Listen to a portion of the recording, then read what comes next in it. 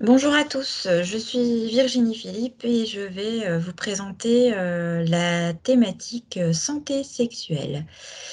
Alors, je vais vous présenter mon diaporama.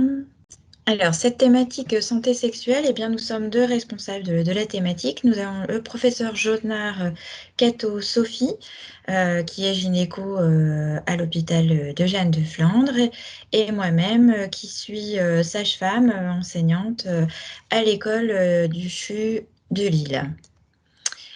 Je me suis permise de vous mettre la définition de santé sexuelle par l'OMS. La santé sexuelle est un état de bien-être physique, mental et social dans le domaine de la sexualité. Elle requiert une approche positive et respectueuse de la sexualité et des relations sexuelles, ainsi que de la possibilité d'avoir des expériences sexuelles qui soient source de plaisir, sans risque, libre de toute coercition, discrimination ou violence. Alors, comment on forme tout ça? À quoi sert de former nos étudiants? L'objectif pour cette thématique, c'est d'intervenir auprès de collégiens et de lycéens. Les connaissances spécifiques apportées aux étudiants lors de la formation de la thématique, eh bien, c'est d'initier et développer chez les étudiants des compétences éducatives pour réaliser des interventions en éducation pour la santé, ciblées sur la santé sexuelle en milieu scolaire, selon une démarche de projet.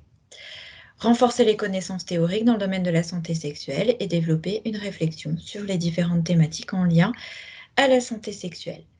Acquérir et développer des compétences dans le cadre d'une relation éducative, apprendre à utiliser des outils de communication et des techniques d'animation dans le domaine de la santé sexuelle. Initier la construction de partenariats et la réalisation des modalités pratiques des interventions. Pour ce faire, la formation est organisée sur 3 jours.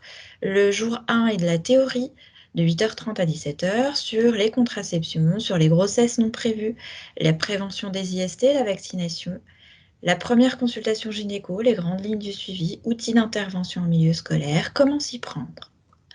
Puis le deuxième jour, pareil, 8h30 à 17h. Ce sont des notions de féminité, de masculinité, la construction des identités, la physiologie sexuelle féminine et masculine, respect, consentement, violence, pornographie, sexting, homophobie, médias, réseaux sociaux. Il y a aussi des présentations d'interventions qui ont été élaborées par les étudiants du service sanitaire de l'année antérieure. Et puis le troisième jour, eh bien, les étudiants tournent sur 4 ateliers pour savoir mener des animations auprès d'adolescents. Ces ateliers sont menés en binôme par des médecins, des sages-femmes et des conseillères conjugales et familiales. Ce sont des professionnels universitaires, hospitaliers et aussi des CPEF du Nord et du Pas-de-Calais qui connaissent ces établissements qui accueillent les étudiants en santé. La nouveauté pour 2021-2022, c'est que nous avons créé un atelier avec des professionnels de l'éducation nationale pour améliorer les connaissances sur les adolescents. Cet atelier est en cours d'élaboration.